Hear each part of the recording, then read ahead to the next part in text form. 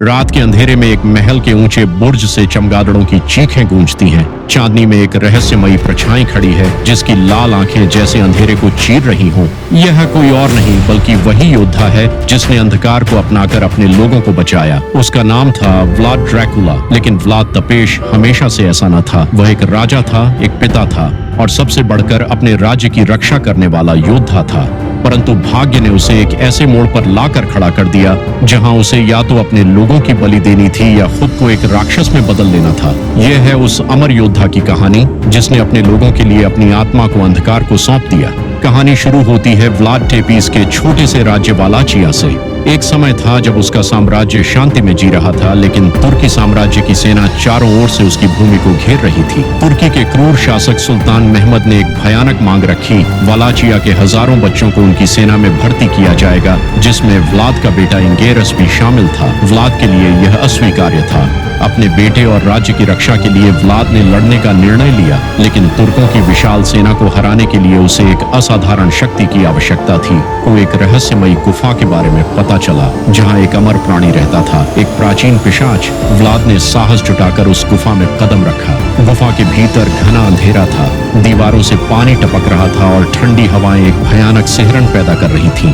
वहां उसे एक भयंकर प्राणी मिला जिसने उसे एक अमंगल प्रस्ताव दिया। मैं तुम्हें वह शक्ति दूंगा जिससे तुम पूरी तुर्की सेना को अकेले मिटा सकते हो, लेकिन इसकी कीमत तुम्हारी आत्मा होगी। अगर तुम 3 दिनों तक इंसान के खून से दूर रहे तो तुम मुक्त हो जाओगे, लेकिन अगर तुमने एक बार भी इंसान का खून चखा तो तुम हमेशा के लिए पिशाच बन जाओगे। व्लाद के पास कोई दूसरा विकल्प नहीं था। उसने उस शैतानी खून को पी लिया और उसे एक नई शक्ति का एहसास हुआ। खून ने व्लाद को अकल्पनीय शक्तियां दी।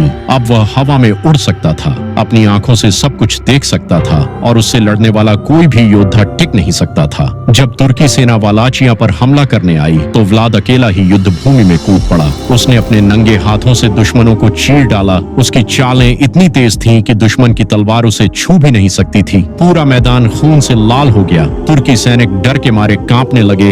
अब व्लाद टेपीस नहीं, ड्रैकुला बन चुका था, रात का अपराजेय योद्धा। जब सुल्तान महमद को यह पता चला तो उसने एक नई योजना बनाई। उसने वालाचिया पर एक विशाल सेना चढ़ाई और व्लाद के बेटे इंगेरस को अगवा कर लिया। लेकिन इससे भी भयानक था व्लाद की पत्नी मिरेना सारा गेडन की मौत। सुल्तान के सैनिकों ने उसे महल की ऊंचाई से धक्का दे दिया। व्लाद भागते हुए आया, लेकिन वह उसे बचा नहीं पाया। मिरेना की टूटी हुई देह व्लाद की बाहों में पड़ी थी। उसकी आखिरी सांसें चल रही थीं। मैं नहीं चाहती कि तुम मुझे खो दो, मुझे अपने साथ ले चलो, मिरेना ने कमजोर आवाज में कहा।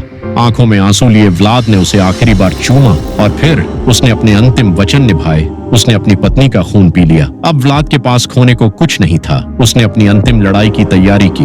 यह युद्ध सिर्फ एक साम्राज्य की रक्षा के लिए नहीं था, यह एक पिता और एक प्रेमी की आखिरी लड़ाई थी। वह अकेला सुल्तान की सेना पर टूट पड़ा। उसने अपनी सारी शक्तियों का इस्तेमाल किया, यहाँ तक कि उसने पूरी सेना को खत्म करने के लिए चमगादड़ों की एक विशाल सेना भी बुला ली। एक एक कर दुश्मन गिरने लगे, लेकिन सुल्तान भी चालाक था। उसने चांदी के सिक्कों से बना एक फर्श बिछाया जिससे व्लाद कमजोर पड़ गया।